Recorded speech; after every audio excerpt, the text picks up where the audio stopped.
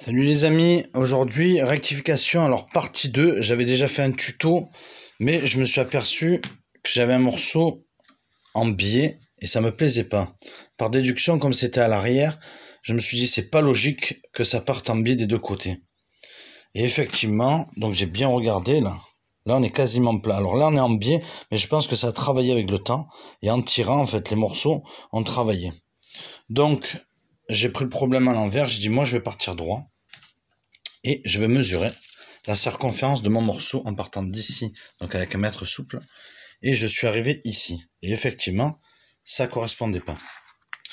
Donc j'avais 74.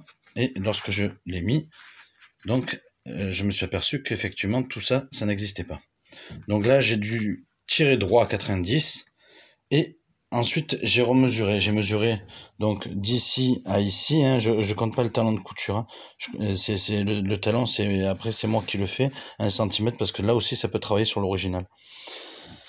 Et donc là c'est pareil, je me suis aperçu qu'il y avait 10, et donc lorsque je mettais 10, j'avais un morceau qui était trop grand. Donc je veux le retailler.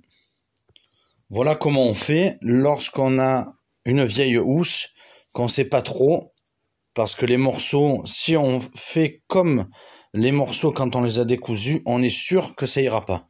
Donc faites attention, parce que c'est souvent une erreur de débutant, de découdre, on prend le morceau, on refait, on recoud. Non, il faut vraiment réfléchir après, parce que c'est vraiment très très problématique. C'est pour cette raison que la plupart du temps, je fais pas ce type de travail comme ça, et j'ai la mousse et je repars avec un gabarit. Je contrôle mes morceaux sur la mousse pour vraiment arriver à un résultat optimal et non pas arriver comme ça.